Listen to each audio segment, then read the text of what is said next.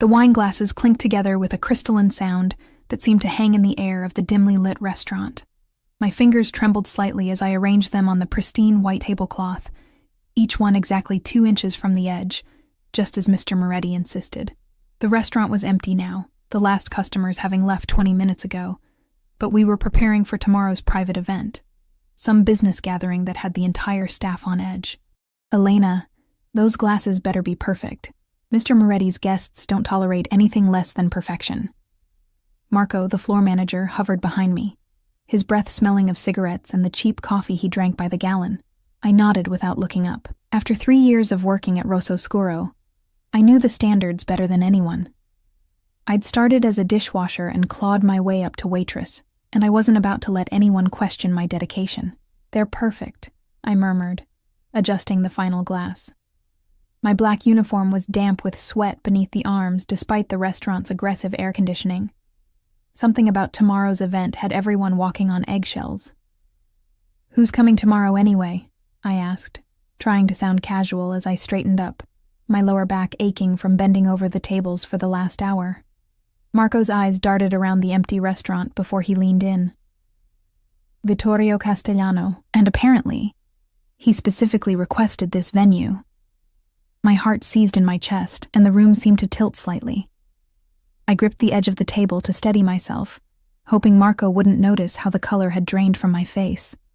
"The Vittorio Castellano?" I whispered, although I knew the answer. There was only one Vittorio Castellano in Chicago, the man whose name was spoken in hushed tones, the man who owned half the city without his name appearing on a single deed. The man who had no idea he had a 5-year-old daughter with my eyes and his stubborn chin. "You okay? You look like you've seen a ghost." Marco frowned, studying my face. "Just tired," I managed, forcing a smile. "Long shift." Marco grunted, apparently satisfied with my explanation. "Well, get some rest tonight. Tomorrow will be all hands on deck, and I need you sharp. Castellano tips well, but he's also known for having people disappeared over a wrong wine pairing." He was exaggerating, but not by much. The rumors about Vittorio were numerous and varied, but they all shared one common thread: cross him, and you'd regret it. I'd known this 6 years ago when I'd met him at his nephew's wedding. I'd been 22, working as a server for the catering company, bright-eyed and naive despite my hardscrabble upbringing. And he'd been magnetic. I finished my shift in a daze, muscle memory carrying me through the closing duties while my mind raced with panic. 6 years ago, I'd spent 3 intoxicating months as Vittorio Castellano's mistress before discovering I was pregnant. And when I'd realized what kind of life awaited any child born into his world, I'd done what I thought was best. I'd disappeared, telling him through a tear-soaked phone call that I'd lost the baby before changing my number and moving to the other side of the city. For 6 years, I'd lived with the lie. For 6 years, I'd raised Sophia alone, working double shifts and sleeping on a pull-out couch in our tiny one-bedroom apartment so she could have the actual bedroom. For 6 years, I'd convinced myself that Vittorio had forgotten me, just another brief diversion in a life full of power, luxury, and danger. And tomorrow, he would walk into this restaurant, and I would have to serve him wine and pretend we were strangers. Sleep eluded me that night. I tossed and turned on the lumpy pull-out couch, my mind cycling through scenarios, each worse than the last. By the time my alarm blared at 5:30 a.m., my eyes were gritty and my head pounded. "Mommy?" Sophia's sleepy voice called from the bedroom doorway. She stood there in her favorite unicorn pajamas, dark curls wild around her heart-shaped face. Vittorio's face, in miniature. "Hey, sweetheart." I forced brightness into my voice as I padded over to her. "You're up early." She rubbed her eyes with small fists. "I had a dream about Daddy." My heart stuttered. "What do you mean? What kind of dream?" Sophia shrugged, the guileless gesture of a child who doesn't understand the weight of her words. "I don't know. He was tall, and he picked me up really high." She stretched her arms toward the ceiling. "Up to the clouds." I swallowed hard. Sophia knew her father wasn't in the picture. I'd told her he had to go away before she was born, that he lived far away now. It wasn't entirely a lie. The emotional distance between the Vittorio I'd known and the man he truly was stretched wider than any physical miles. "That sounds like a nice dream," I managed. "Come on, let's get you ready. Mrs. Patel is watching you today, remember?" The morning passed in a blur of routine tasks, braiding Sophia's hair, making her favorite peanut butter toast cut into triangles, no crusts, mommy, packing her backpack with the coloring books and crayons she'd need for the day at our neighbor's apartment. All the while, dread pooled in my stomach like lead. "Be good for Mrs. Patel," I told Sophia, as I dropped her off, pressing a kiss to her forehead. "I might be home late tonight." "Because of the special dinner?" she asked, already eyeing Mrs. Patel's granddaughter, who was setting up a board game on the living room floor. "That's right," I said. "Very important customers." Mrs. Patel, a kindly widow who had become something of a surrogate grandmother to Sophia, gave me a knowing nod. "Don't worry, Elena. We'll be fine. You just focus on earning those big tips, if only big tips were my biggest concern." The restaurant hummed with tense energy as the staff prepared for the evening ahead. Fresh flowers had been delivered, blood-red roses and white lilies arranged in crystal vases that probably cost more than my monthly rent. The private dining room gleamed under the chandeliers, the table set for 12 with the finest china and silver. "Elena." Marco snapped his fingers in front of my face. "Focus. I'm assigning sections, and you're on the private dining room." My stomach dropped. "The private room? But Maria usually handles the VIPs, and Maria called in sick. Food poisoning." His eyes narrowed. "Unless you don't think you can handle it?" I could feel the eyes of the other servers on me. This was the most lucrative assignment. The tips alone could cover 2 months of Sophia's daycare, and turning it down would raise questions I couldn't answer. "No, I can handle it," I said, straightening my shoulders. "Of course I can." "Good. They arrive at 8. The wine is already decanting in the cellar. Brunello for the table, and a special bottle of Barolo for Castellano himself. Don't mix them up." The hours seemed to both crawl and race by. I found myself obsessively checking my appearance in the bathroom mirror. The severe black dress that was our uniform suddenly seemed too tight, too revealing. I'd pulled my honey brown hair back into a neat bun, applied minimal makeup to highlight my green eyes, Sophia's eyes, my mother's eyes, but nothing could hide the pallor of my skin or the tension in my jaw. At 7:45, I took my position in the private dining room, hands clasped behind my back, trying to control my breathing as I listened to the muted sounds of the first arrivals in the main restaurant. Car doors slamming outside, the low murmur of masculine voices, the distinctive click of expensive shoes on marble, and then the door to the private dining room swung open, and time seemed to stop. He entered first, as befitted his status. 6 years had barely touched him. His black hair was still thick, though now threaded with distinguished silver at the temples. His face remained handsome in that stern, almost brutal way that had always made my breath catch. The strong jaw now sporting a neatly trimmed beard, the aquiline nose, the dark eyes that missed nothing. He wore a perfectly tailored black suit with a crisp white shirt and a blood-red tie, the only adornment a gold signet ring on his right hand. Vittorio Castellano filled the room with his presence, just as he always had. Behind him filed in his entourage, men in expensive suits, their eyes constantly scanning the room, hands never far from the bulges beneath their jackets. I recognized a few faces from years ago, though I doubted they would remember the waitress who had briefly caught their boss's attention. I kept my eyes downcast, the perfect picture of a deferential server, but I could feel the weight of his gaze sweeping the room. For one terrible moment, I thought he might recognize me immediately. But he moved to the head of the table without pause, his men arranging themselves in what was clearly a predetermined order of importance. "Good evening, gentlemen," I said, my voice remarkably steady despite the thundering of my heart. "Welcome to Rosso Scuro. May I bring you the wine while you settle in?" There was a murmur of assent, but I didn't dare look directly at Vittorio. Instead, I moved to the sideboard where the wine awaited, my hand surprisingly steady as I poured the rich red liquid into the waiting glasses. As I began to circle the table, placing each glass with precision, I could feel Vittorio's attention sharpening. I saved his for last, setting down the special Barolo with my eyes fixed on the tablecloth. "Thank you," he said, his voice a deep rumble that sent electricity down my spine. The same voice that had once whispered passionate promises in my ear. The same voice that had argued with me over baby names in another lifetime. Not knowing the conversation was purely hypothetical on my part. I made the mistake of looking up, and our eyes met. For a heartbeat, there was nothing. No recognition.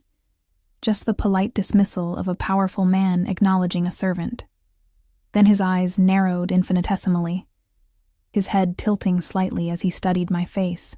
I watched the subtle shift of expressions. Confusion, disbelief, and then something darker, more dangerous. "Do I know you?" he asked, his voice cutting through the conversations around the table, silencing them instantly. My throat closed up. My carefully rehearsed denial died on my lips as his gaze intensified, stripping away the years, the carefully constructed walls, the lies. "Elena?"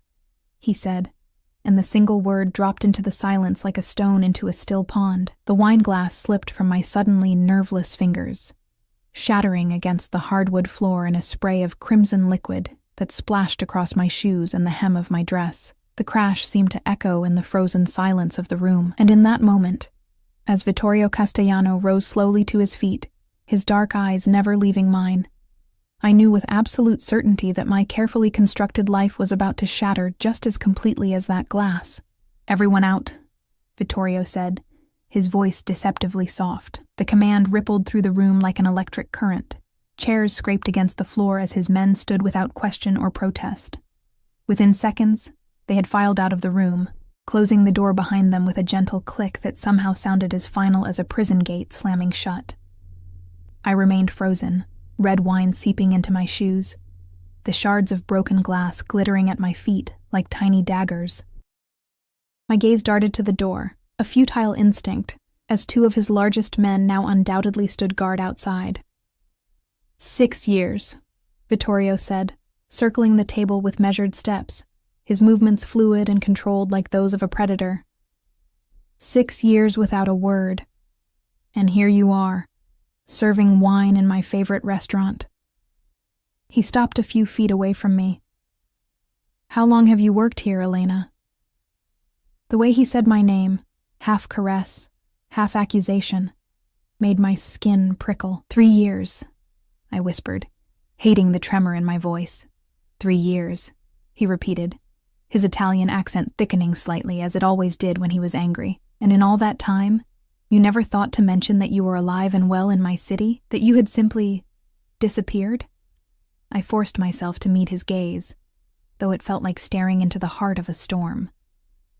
"It wasn't your city when I started working here. This area was Gallo territory then." A muscle twitched in his jaw, the only sign that my words had hit their mark. The territorial expansion of Castellano interests into this part of Chicago had been recent. And, according to neighborhood gossip, bloody.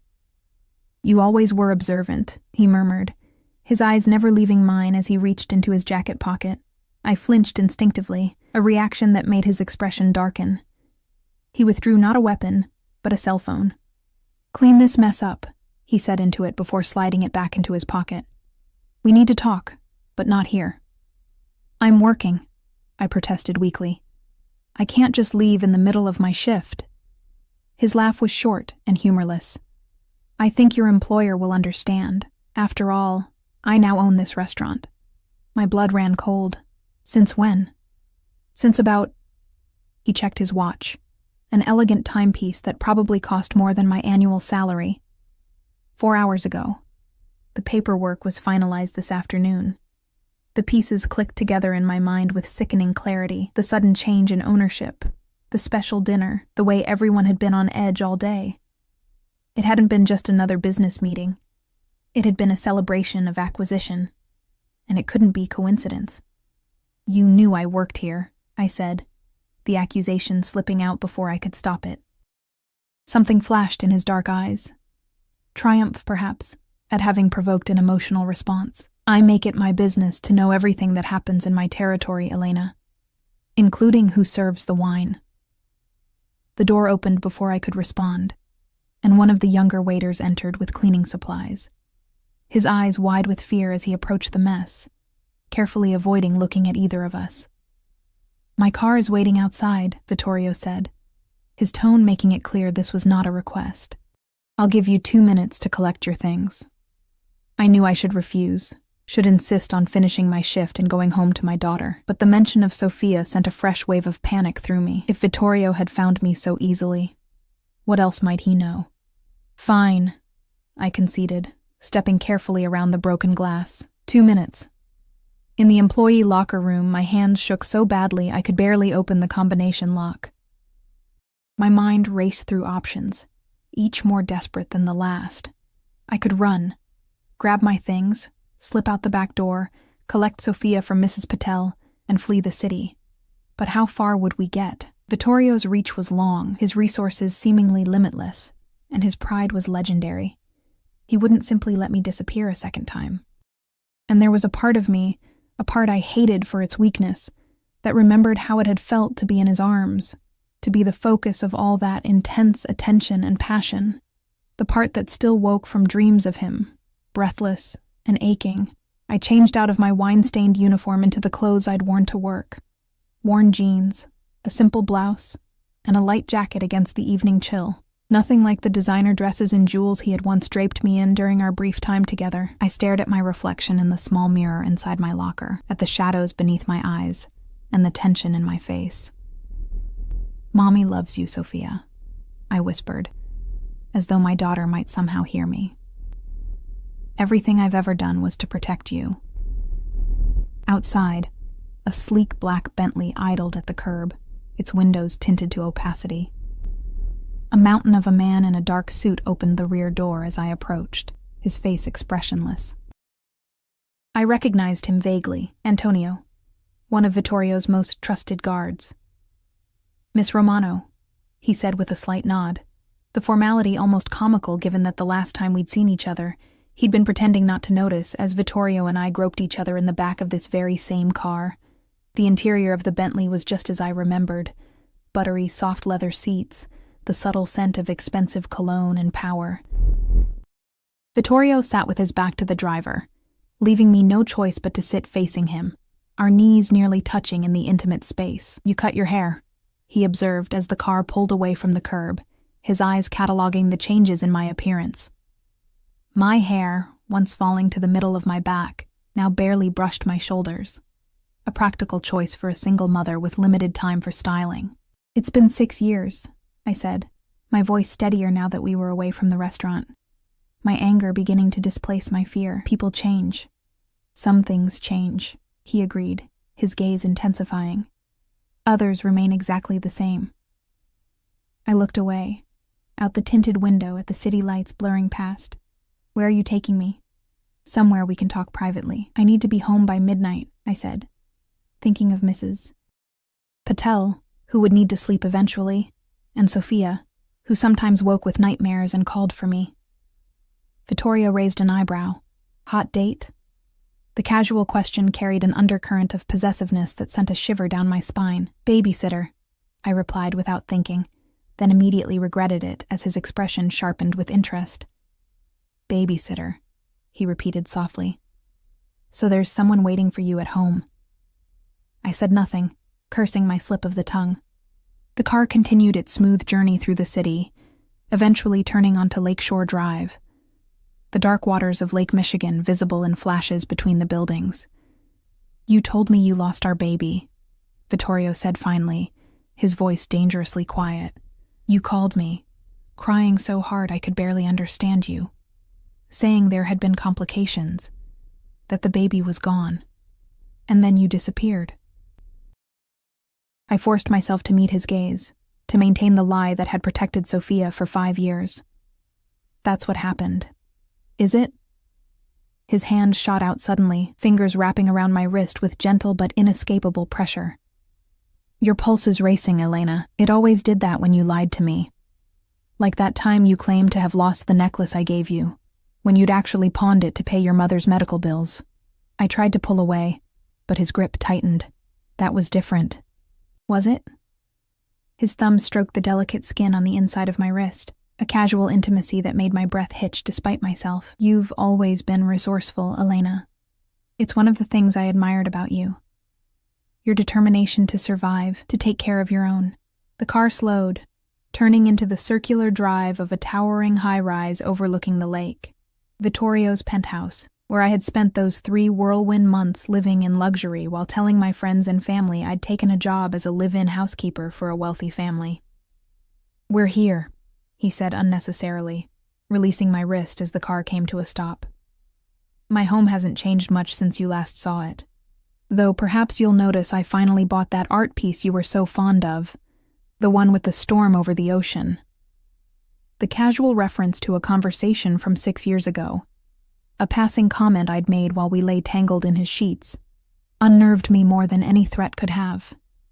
He hadn't just remembered me, he had thought of me, perhaps even missed me. The lobby of the building gleamed with marble and gold, the uniformed doorman nodding deferentially as we passed. The private elevator required a key card, which Vittorio produced from his wallet, the doors closing silently behind us. As we ascended, I felt the weight of his gaze on my profile. "You're still beautiful," he said quietly. "More so, perhaps. Motherhood suits you." My head snapped toward him, eyes wide with alarm, and he smiled. A predator's smile that didn't reach his eyes. "Did you think I wouldn't investigate? Once I saw you tonight, confirmed it was really you?" He shook his head slowly. "Elena Romano, age 28. Single mother to Sofia Romano, age 5. He paused deliberately. "Born 7 months after you disappeared from my life." The elevator doors opened directly into the penthouse foyer, but I remained frozen, unable to step forward, unable to breathe. "You do the math," he continued, placing a hand at the small of my back to guide me into the apartment. "Even accounting for premature birth, the timing is significant." The penthouse was just as opulent as I remembered. Floor-to-ceiling windows, showcasing the glittering Chicago skyline and the dark expanse of the lake beyond.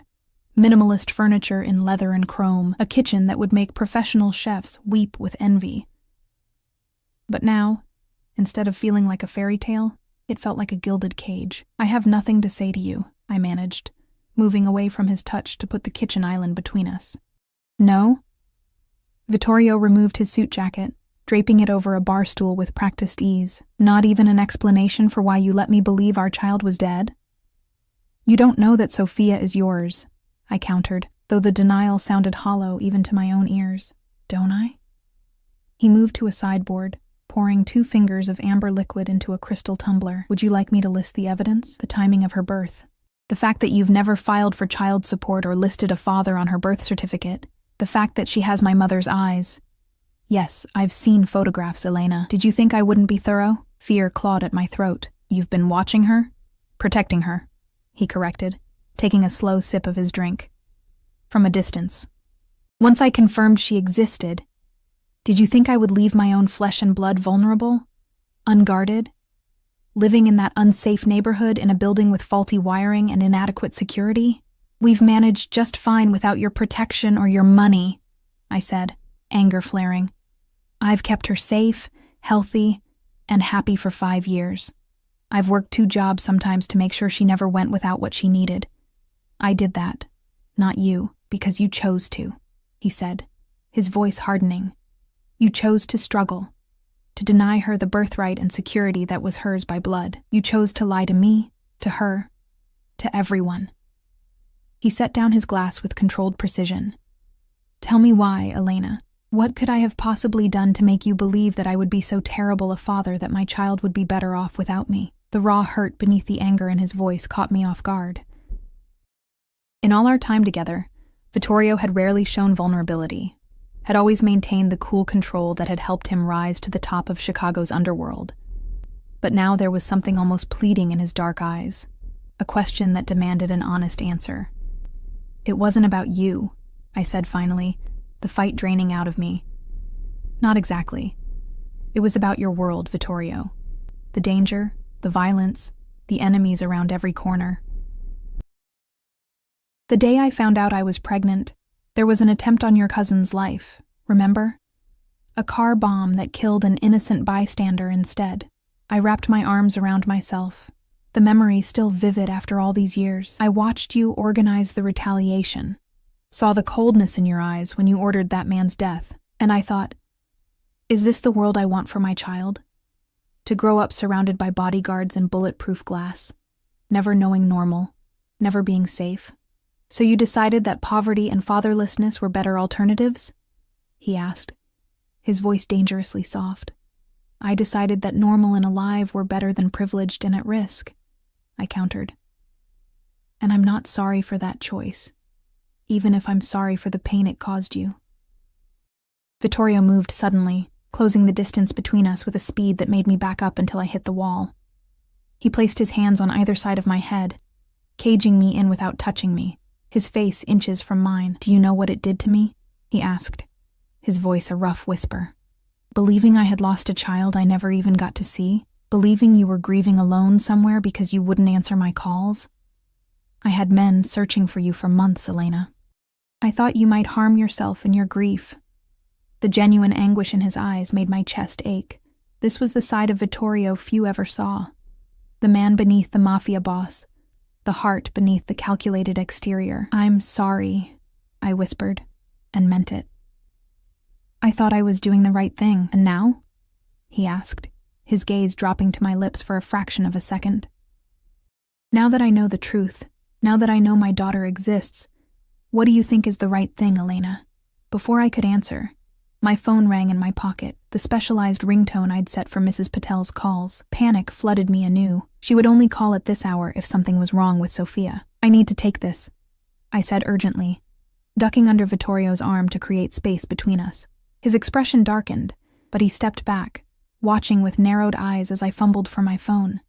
Mrs. Patel, is everything okay? I asked, trying to keep the alarm from my voice. Elena, I'm so sorry to call so late, came her worried voice. Sophia woke up with a fever. She's asking for you, poor thing. I've given her some children's Tylenol, but I think she needs her mama. I'll be right there, I promised, already moving toward the door. 20 minutes tops. I ended the call to find Vittorio already shrugging back into his suit jacket. What's wrong? He demanded. Sophia's sick. She has a fever. I need to get home now. I headed for the elevator, not caring if he followed or not. Antonio will drive us, he said, pulling out his phone. I whirled to face him. Us? No, you're not coming with me. His expression hardened into something implacable. My daughter is ill. I'm coming with you, Elena. This isn't a negotiation. The elevator doors opened, and he gestured for me to enter first. As they closed behind us, sealing us in the small space together, the reality of my situation crashed over me like a tidal wave. After 6 years of secrets and careful planning, it had taken less than 6 hours for my carefully constructed world to unravel completely. And now, Vittorio Castellano was about to meet his daughter for the first time, and there was nothing I could do to stop him. The Bentley cut through the night with quiet urgency, Antonio navigating the city streets with practiced efficiency.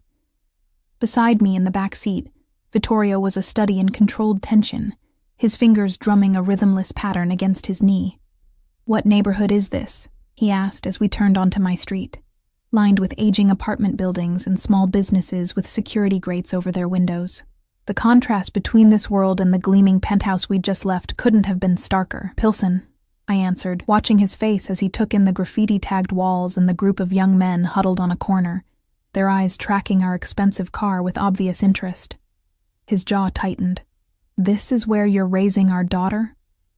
This is where we can afford to live, I said, too worried about Sophia to engage in an argument about socioeconomic realities. It's a good neighborhood with good people. Not everyone measures safety in terms of how many armed guards are stationed at the door.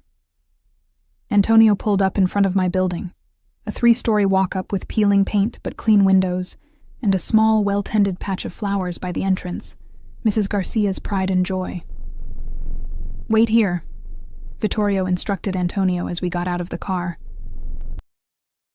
I noticed him scanning the street, his hand instinctively moving toward what I assumed was a concealed weapon beneath his jacket. No one's going to attack us, I said, hurrying toward the entrance. This isn't the war zone you think it is.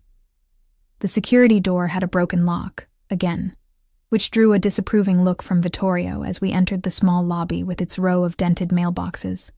The elevator was perpetually out of order, so I led him up 2 flights of stairs to the 3rd floor, my concern for Sophia making me take them 2 at a time despite my exhaustion.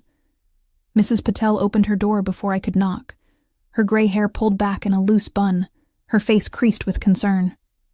"Elena, thank goodness. She's been asking for you." Her words died as she registered Vittorio's imposing presence behind me. Her eyes widened in alarm. "It's okay," I assured her quickly. "This is an old friend. He drove me home when he heard Sophia was sick." Mrs. Patel's sharp eyes darted between us, picking up far more than I was comfortable with.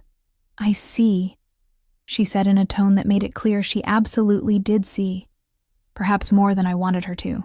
"She's in the living room. I made her a pallet on the couch so she could watch cartoons." I slipped past her into the apartment, acutely aware of Vittorio following close behind. Mrs. Patel's place was similar to mine. Small, modestly furnished, but clean and homey, filled with the scent of spices and the colorful throws and pillows she loved to collect. And there, curled up under a bright purple blanket on the couch, was Sophia. Her dark curls were damp with sweat, her cheeks flushed with fever, her small body looking unusually fragile. "Mommy," she called, her voice hoarse but relieved as she caught sight of me. She reached out with both arms, a gesture she'd been making since infancy. I rushed to her, gathering her warm little body against mine, pressing my lips to her forehead to gauge her temperature. "Hey, baby girl. Mommy's here now. How do you feel?" "My throat hurts," she complained, burying her face against my neck, "and I'm hot and cold at the same time." "Mrs. Patel gave you medicine?" I asked, stroking her damp curls. She nodded against my shoulder, "The yucky kind that tastes like fake cherries." "That's the kind that works best," I said with a smile, falling into our usual banter despite the tension thrumming through my body. I was acutely aware of Vittorio standing a few feet away, taking in every detail of this first encounter with his daughter. "Who's that man?" Sophia whispered, finally noticing him. Her green eyes, so like mine, but with the intensity that was purely Vittorio's, studied him with the unfiltered curiosity of childhood. I froze, my mind racing for an explanation that wouldn't be a complete lie, but also wouldn't reveal too much. Before I could formulate a response, Vittorio stepped forward, his movements deliberately gentle, his expression softening in a way I hadn't seen since our time together years ago. "My name is Vittorio," he said, his voice warmer than I'd heard it all evening. "I'm an old friend of your mother's. When I heard you weren't feeling well, I wanted to make sure you got home safely." Sophia regarded him with the solemnity of a child assessing an unfamiliar adult. "You talk funny," she decided after a moment. A surprised laugh escaped him, a genuine sound of amusement I had almost forgotten he was capable of. "I grew up in Italy," he explained. "That's why I have an accent." "Like in Lady and the Tramp?" Sophia asked, referencing her favorite movie of the moment, "with the spaghetti?" "Exactly like that," he agreed. And I could see him cataloging every detail of her face, every inflection in her voice, searching for himself in her, finding pieces of us both. "We should get you home and into bed," I said, gathering Sophia and her blanket into my arms. She was getting too big to carry easily, but I needed the comfort of holding her close as much as she needed the security of my arms around her. Mrs. Patel appeared with Sophia's backpack. I packed her things. The fever started about an hour ago. I think it's just a summer cold, but you might want to call the doctor in the morning if it hasn't broken. "Thank you for watching her," I said, shifting Sophia's weight to accept the backpack. "Allow me," Vittorio said, taking the bag and then, with a questioning look at me, holding out his arms for Sophia. "You look exhausted, Elena." I hesitated, every maternal instinct screaming against handing my sick child to a man who, despite being her biological father, was essentially a stranger to her. But my arms were already aching, and Sophia was looking at him with more curiosity than fear. "Is it okay if Vittorio carries you, sweetheart?" I asked her, leaving the decision in her hands. She considered this for a moment, then nodded. "But I want my blanket." "Of course, Principessa," Vittorio said softly, using the Italian endearment as he carefully took her from my arms, ensuring the purple blanket remained wrapped securely around her. The sight of my daughter cradled against the chest of her father for the first time sent a rush of conflicting emotions through me. Tenderness, fear, regret, and something deeper I couldn't name. We thanked Mrs. Patel again and made our way back to the stairwell. Sophia, who normally chattered incessantly, was quiet, her head resting against Vittorio's shoulder, her eyes heavy with fatigue and fever. He carried her with surprising gentleness, his large hand supporting her back, his steps measured and smooth to avoid jostling her. My apartment was across the hall, and down 2 doors from Mrs. Patel's. I fumbled with my keys, acutely aware of how shabby our home would appear to someone like Vittorio. When I finally got the door open, I hesitated on the threshold, suddenly reluctant to let him into this most private space, the sanctuary where Sophia and I had built our life together, free from his influence and the dangers of his world. But Sophia was already half asleep in his arms, and her needs had to come first.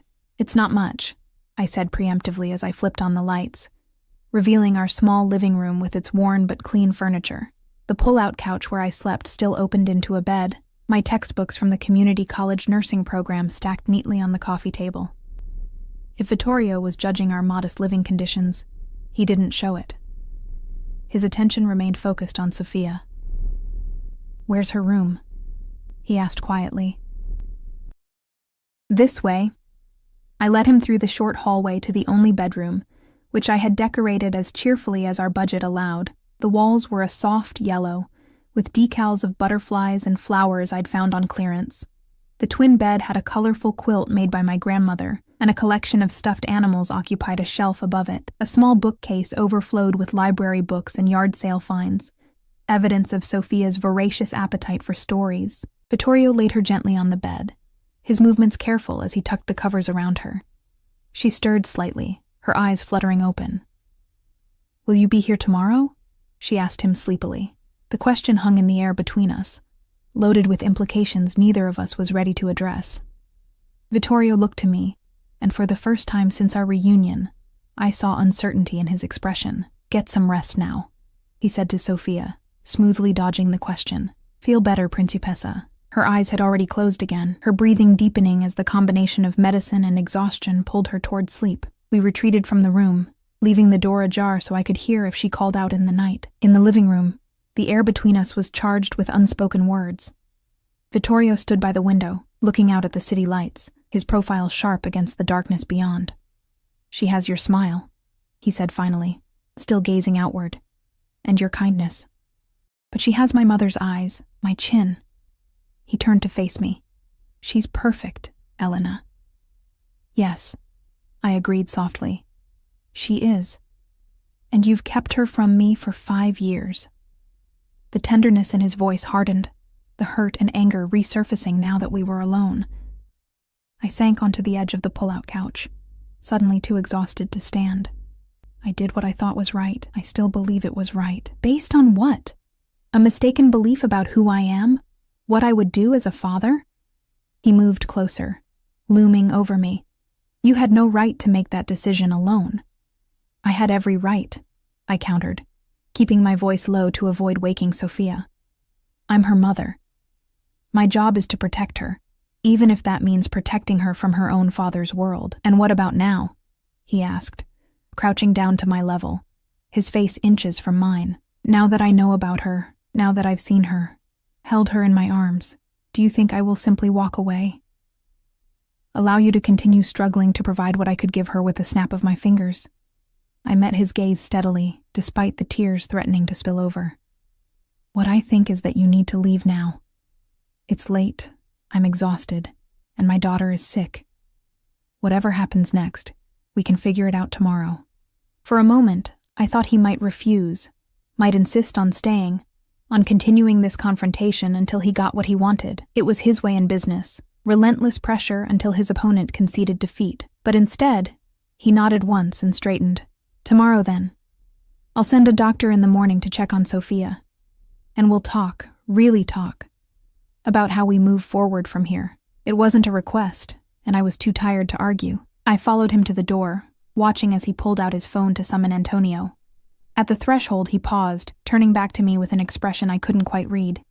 "She asked if I would be here tomorrow." "What should I have said, Elena?" The honest question caught me off guard. I don't know, I admitted. I haven't figured out how to explain any of this to her yet. Then we'll figure it out together, he said, with the same calm certainty he brought to all his endeavors. Because I'm not disappearing from her life, Elena. Or from yours.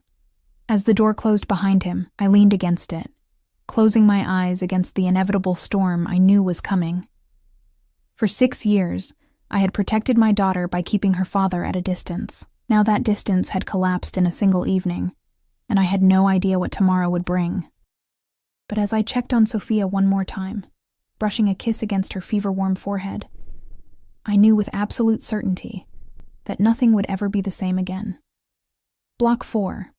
True to his word, Vittorio sent a doctor the next morning. Not just any doctor, but a pediatric specialist who arrived at our door at precisely 8 o'clock, carrying a black medical bag that looked more expensive than all of my furniture combined. Dr. Abernathy was a kind-faced woman in her 50s who treated Sophia with gentle efficiency, diagnosing her with a simple throat infection and prescribing antibiotics, which she had already brought with her. Mr. Castellano insisted I bring everything you might need, she explained with a knowing smile as she handed me the medication and detailed instructions. He was quite concerned. The fact that Vittorio had found a top pediatrician willing to make house calls at dawn on a Saturday spoke volumes about his influence and his determination to be involved in Sophia's life. After the doctor left, I gave Sophia her first dose of antibiotics and settled her on the couch with her favorite cartoon and a popsicle for her sore throat. She was already feeling better, her fever reduced to a low-grade warmth, her energy returning in small bursts. Is Vittorio coming back today? She asked, carefully licking her cherry popsicle to avoid drips. The question I'd been dreading. Would you like him too? I countered, buying time. She nodded, curls bouncing. He's nice, and he talks funny. And he called me principessa. Her attempt at the Italian word made me smile despite my anxiety. Principessa, I corrected gently. It means princess. I know, she said with the casual confidence of childhood. He told me that in my dream. He said I was his little principessa. I froze, my heart skipping a beat. You dreamed about him last night? Uh-huh. He was in a castle with a big garden, and he was showing me all the flowers, and he said I could have a pony. She looked up at me with sudden hope. Can I have a pony, Mommy? We live in an apartment, sweetheart. Where would we keep a pony? She considered this problem with the gravity of a child faced with logistics. In the bathtub?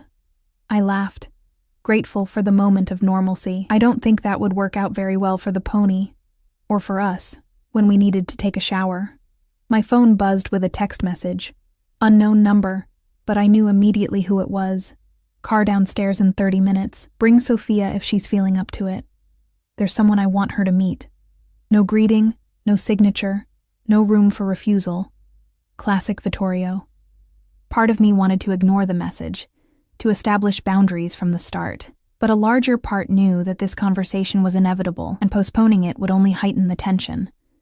And Sophia was already asking about him. She's better but still recovering, I texted back. Where are we going? The response came immediately. My mother's house. Sunday lunch is a tradition, my breath caught. Vittorio's mother, Lucia Castellano, was a formidable woman by all accounts. During our relationship, she had been in Italy, recovering from heart surgery. I had never met her, though Vittorio had spoken of her often and with rare tenderness. The idea that he wanted to introduce Sophia to her grandmother to officially bring her into the Castellano family sent a wave of panic through me. That's moving very fast, I wrote. We've lost 5 years. I'm not losing another day. The car will be waiting. I sat for a long moment, staring at the message, weighing my options. I could refuse, could draw a hard line, but that would only delay the inevitable. Vittorio had found us, and he wasn't going to walk away from his daughter now that he knew she existed. If I wanted any say in how Sophia was introduced to his world, I needed to be present for it. Sophia, I said, turning to her with a forced smile. How would you feel about meeting your grandmother today? Her eyes widened. I have a grandma, like Mrs. Patel. Not exactly. This would be your father's mother. The words felt strange on my tongue. I had rarely spoken of Sophia's father to her, offering only the vaguest explanations when she asked. "My daddy," she whispered, as if it were a magical word. Is Vittorio my daddy?" The direct question caught me off guard. I'd underestimated her perception, her ability to make connections, or perhaps it was simply the instinctive recognition between blood relations, the same way Vittorio had immediately seen himself in her features. "Yes," I admitted, seeing no point in lying now. "Vittorio is your father. He's been away for a long time. But now he's back, and he wants to get to know you, and he wants you to meet your grandmother." Her small face went through a rapid succession of emotions: surprise, confusion, excitement, uncertainty. "Does this mean I get to have a daddy now? Like Maya from school?" The innocent question broke my heart a little. For all my efforts to give Sophia a complete and happy life, I had never been able to fill the father-shaped hole in her world, the absence she noticed when her friends talked about their daddies, when fathers appeared at school events, when family trees were drawn in class. "We're going to figure that out together," I said carefully. "It's complicated, but what's important is that your daddy cares about you very much. Is that why he sent the nice doctor lady?" I nodded. "That's exactly why.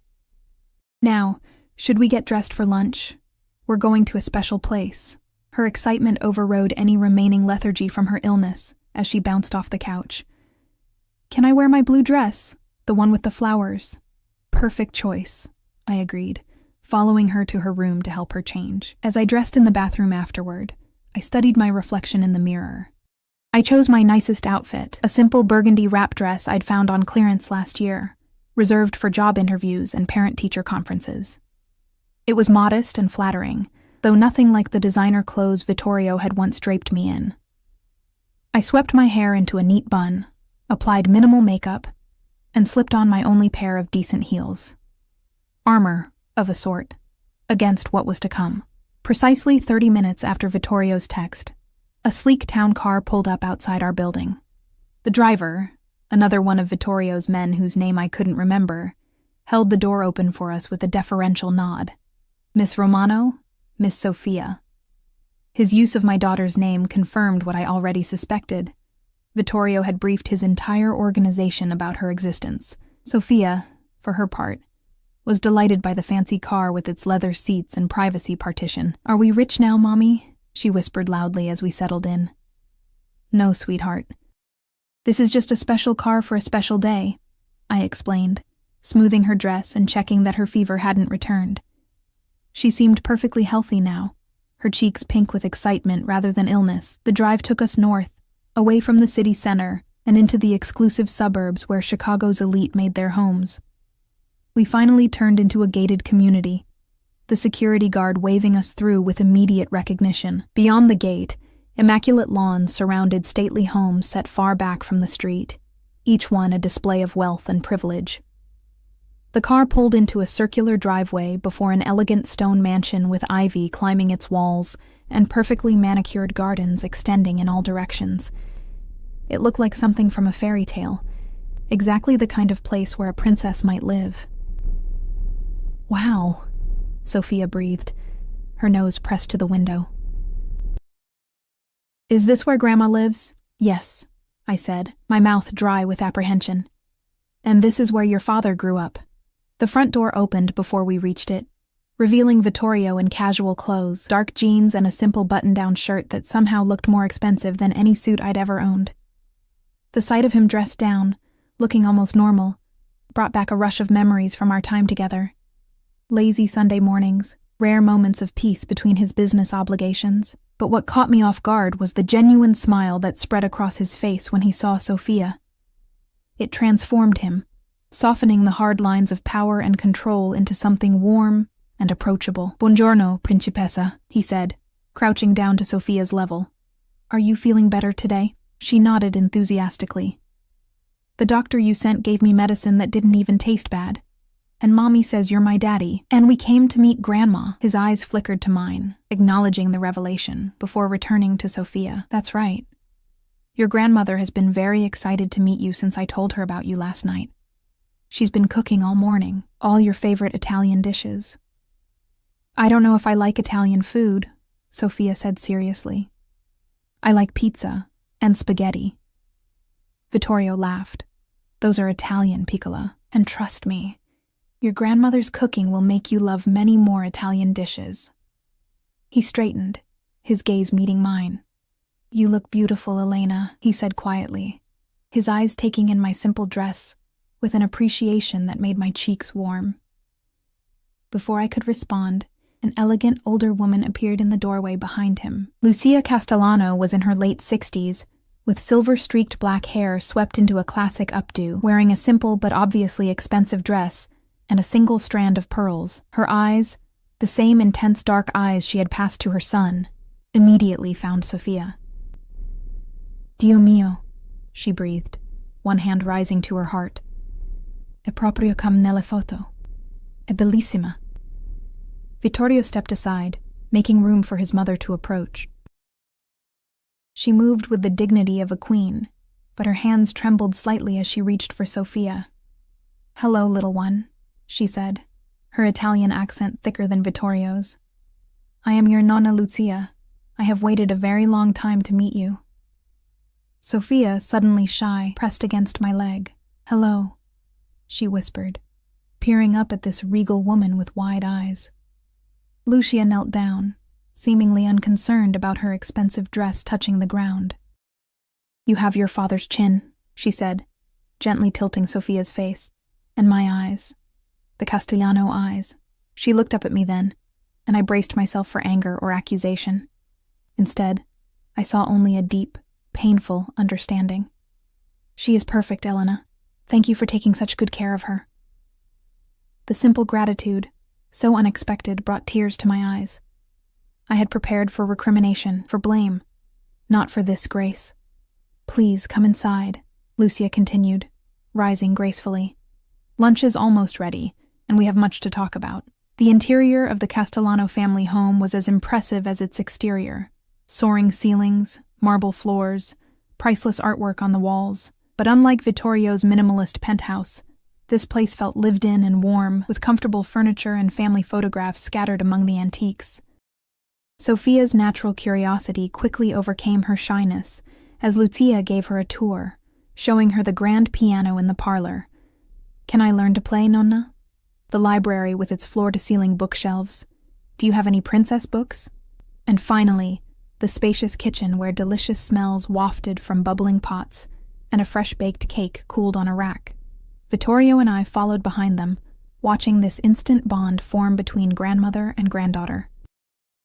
He stayed close to me, occasionally brushing his hand against the small of my back in a gesture that seemed both possessive and supportive.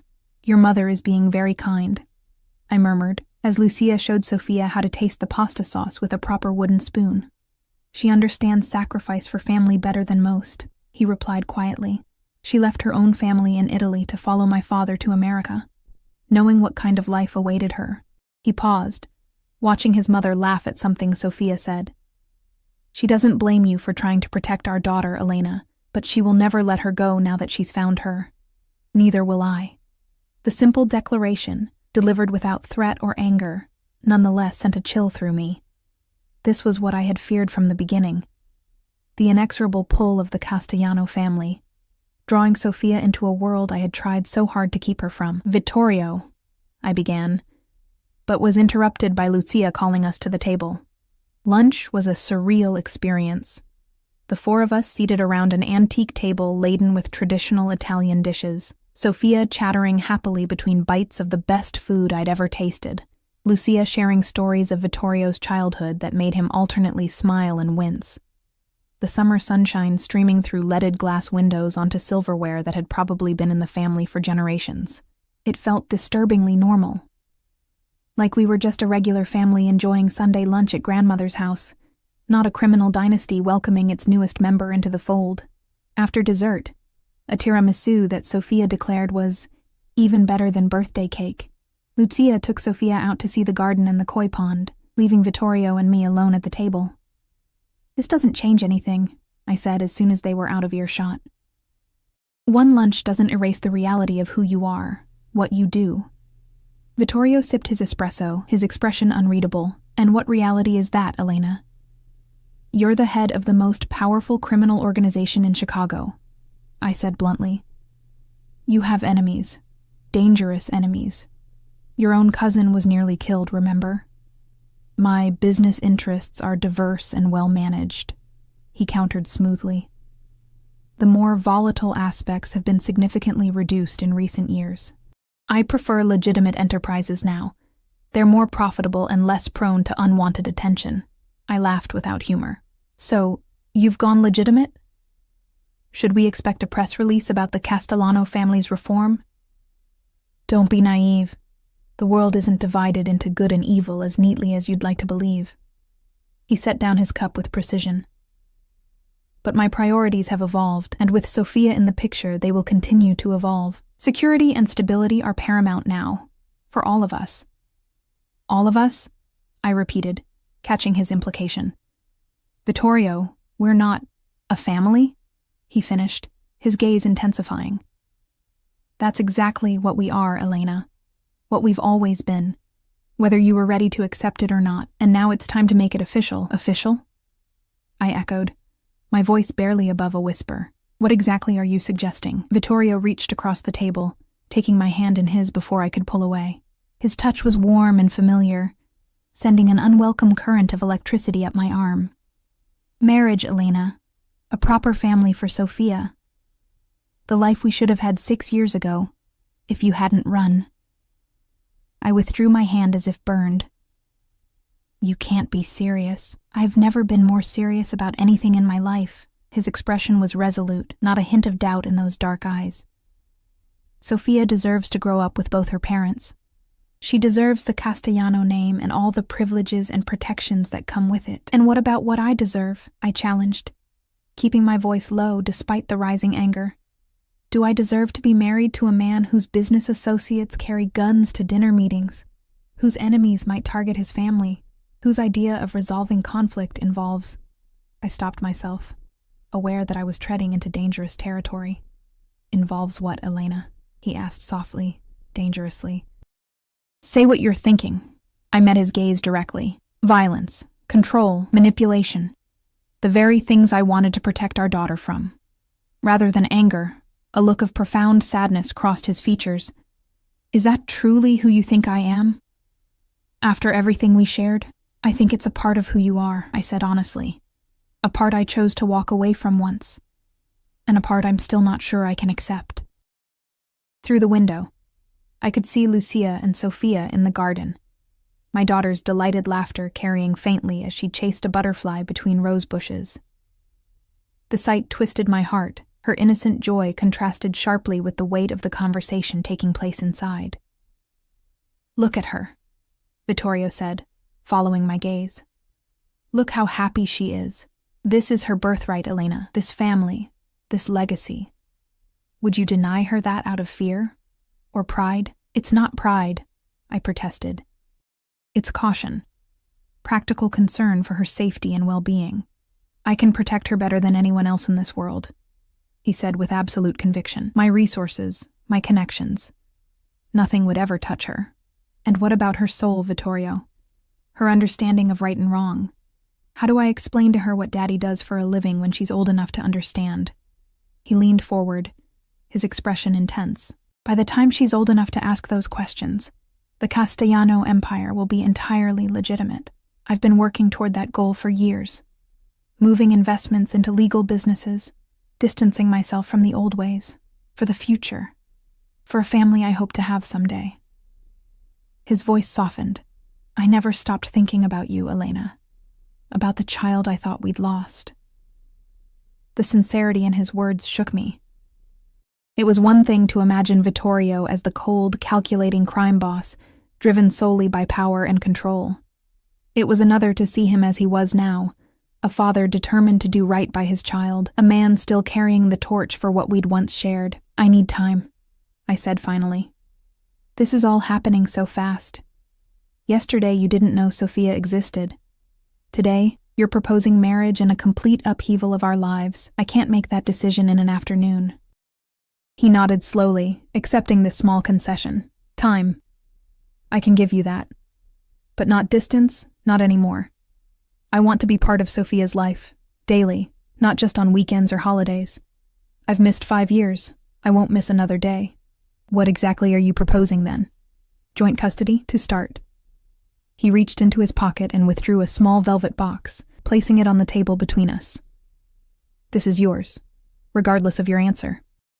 Consider it a promise that I'm serious about my intentions. I stared at the box, afraid to open it, afraid of what it represented. Open it, he urged gently. With trembling fingers, I lifted the lid. Inside was not a ring, as I'd feared, but a key. A modern electronic fob attached to an elegant silver keychain. What is this? The key to your new home, he said simply. A townhouse in Lincoln Park, 3 bedrooms, a small garden, excellent security, and in the district with the best elementary school in Chicago. It's already in your name. I snapped the box shut. I can't accept this. It's too much. It's not a gift, Elena. It's what Sophia deserves, a safe, comfortable home in a good neighborhood. What you both deserve after years of struggle. His eyes held mine, unflinching. You can continue working if that's what you want. Finish your nursing degree. I'll provide for Sophia's education and any other needs. All I ask is that I be allowed to be her father, in every sense of the word. And us? I asked quietly. What do you expect from me? His gaze softened, a hint of the passion we once shared flickering in his eyes. Time. The chance to remind you of what we had, what we could have again. Before I could respond, the garden door opened, and Sophia burst in, cheeks flushed with excitement, a small bouquet of flowers clutched in her hand. Mommy, Nonna showed me the secret garden behind the big trees, and there's a fountain with real goldfish, and she says I can come feed them whenever I want. She thrust the flowers toward me. These are for you. Nonna helped me pick the prettiest ones. I accepted the bouquet, a lump forming in my throat at her innocent happiness. They're beautiful, sweetheart. Did you thank Nonna? Of course she did, Lucia said, following Sophia into the room. Her shrewd eyes took in the small velvet box on the table, the tension between Vittorio and me. Such lovely manners, a true Castellano. The casual claim on my daughter sent a jolt of possessiveness through me, but I forced a smile. Thank you for showing her the garden. It's beautiful. This garden has been in our family for 3 generations, Lucia said, her hand resting lightly on Sophia's shoulder. Someday it will belong to her, along with everything else. The weight of inheritance, of dynasty, hung heavy in her words. This wasn't just about Sophia having a father. It was about her taking her place in a family with deep roots, complex obligations, and a legacy that stretched back to Sicily. Sophia, piccola, Vittorio said. Why don't you help Nonna bring out the special cookies she mentioned earlier? I need to finish talking with your mother. Can I have one when I bring them? Sophia asked, already heading toward the kitchen with Lucia. Just one, I called after her, maternal instinct taking over despite the surreal circumstances. You've already had plenty of sugar today. When they had disappeared into the kitchen, Vittorio turned back to me. 1 month, he said. Give me 1 month to show you that this can work. Move into the townhouse. Let me spend time with Sophia. Let me prove to you that I'm not the villain in this story. And if, after a month, I still have reservations, then we'll negotiate terms that you're comfortable with. Joint custody, separate lives if that's what you truly want. His jaw tightened slightly. But I think you'll find that we're better together than apart, Elena. We always were. A memory flashed through my mind, Vittorio and me in his penthouse kitchen, dancing to old Italian music while sauce simmered on the stove. His arms strong around my waist, his laughter warm against my neck. We had been happy once, in those stolen moments between his business obligations and my work shifts, before I'd learned exactly what those business obligations entailed. 1 month. I agreed reluctantly. But I keep working at the restaurant. I'll have Marco promote you to manager. He interrupted. Better hours, better pay. No, I said firmly. No interference. I've built my life without your help for 6 years. I don't need you pulling strings now. He looked like he wanted to argue, but instead nodded curtly, as you wish. But the offer stands. Sophia and Lucia returned with a plate of delicate lemon cookies, my daughter already munching happily on one, powdered sugar dusting her chin. The sight of her, so at ease in this house, with these people who were her blood, made me realize that regardless of my reservations, Vittorio was right about one thing. He was her father, and she deserved the chance to know him. The rest of the afternoon passed in a strange domestic tranquility. Vittorio showed Sofia the treehouse his father had built for him as a boy, now somewhat weathered, but still sturdy. Lucia shared family photo albums, pointing out the resemblance between Sofia and Vittorio as a child. I watched it all with a mixture of apprehension and reluctant warmth, seeing my daughter bloom under the attention of her newfound family. By late afternoon, Sofia was fighting yawns, the excitement and her recent illness catching up with her. As we prepared to leave, Vittorio pulled me aside while Lucia was helping Sofia into her jacket. "I'll have the townhouse ready for you by Wednesday," he said. "My men will handle the moving. You won't have to lift a finger." "Vittorio," I began to protest, but he cut me off with a gentle finger to my lips. "Let me do this, Elena. Not for you, if that makes it easier to accept. For her." His eyes, when they met mine, held a vulnerability I rarely saw. I've missed so much already. First words, first steps. I can never get those moments back, but I can make sure that every moment from now on is the best it can be. The raw emotion in his voice disarmed me. This wasn't the calculated maneuvering of a crime boss. This was the pain of a father who had lost years with his child. "Okay," I conceded softly, "but I pack our personal things myself." "Some things aren't just about efficiency." His lips curved in a slight smile. "As you wish." He hesitated, then added, "Will you tell her that I'm taking her to a new home?"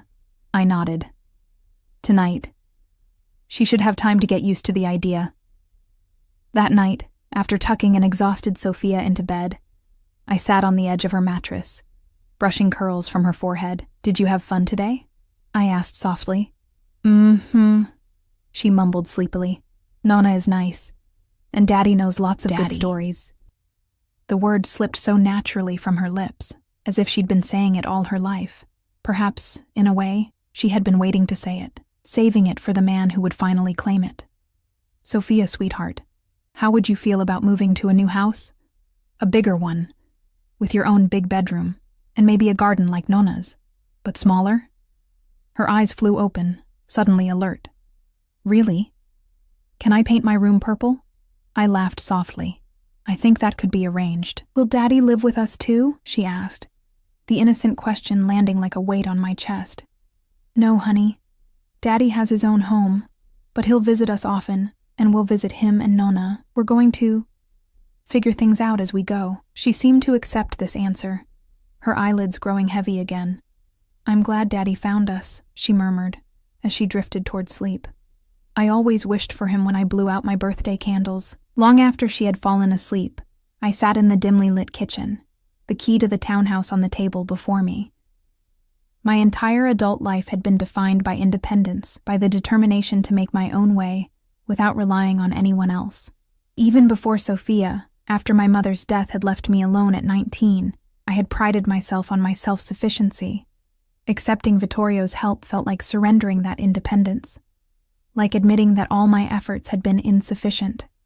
And yet, looking around our tiny apartment with its leaking faucet and temperamental heating, I couldn't deny that Sofia deserved better than what my waitress salary could provide. A text message lit up my phone screen. "Just checking that you both got home safely." Sofia was tired. The simple concern in Vittorio's message touched something deep inside me. For all his power and wealth, for all the danger that surrounded him, he was still the man who had once held me through the night when I received news of my mother's cancer spreading, who had memorized how I took my coffee and made it for me each morning during those 3 precious months we'd shared. "We're home," I replied after a moment. "She's already asleep. Thank you for today." She was happy. His response came quickly. "Sweet dreams, Elena, to both my girls." I put the phone down, a complicated mixture of emotions swirling through me. 1 month to decide our future.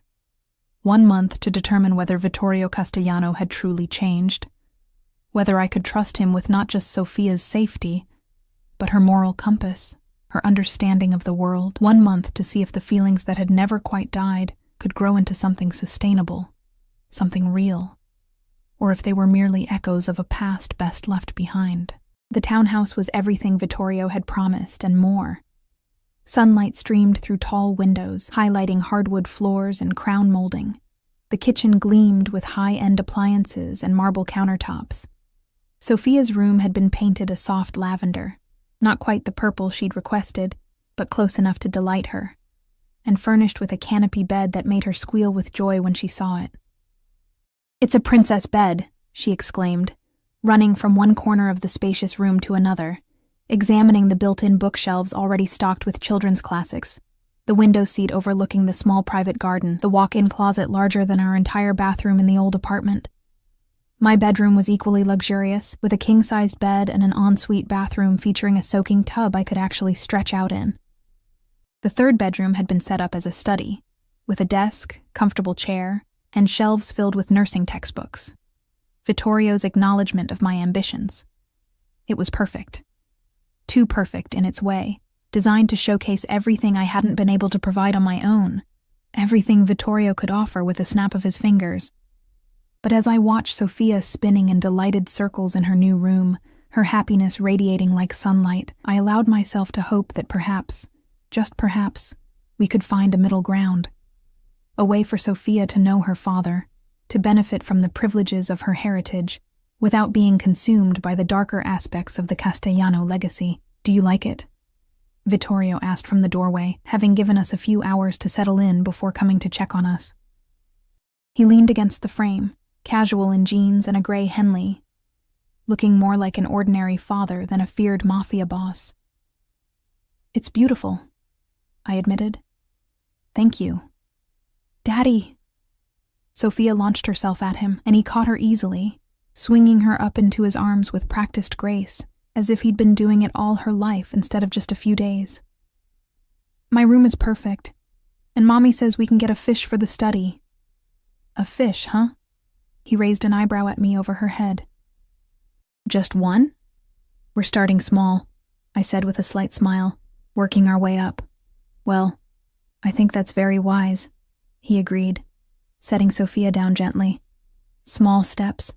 Speaking of which, I thought perhaps we might have dinner together tonight, to celebrate your first night in your new home." The question was directed at me, his eyes searching mine for permission. This was how it had been for the past few days. Vittorio, careful to respect my boundaries while steadily increasing his presence in our lives.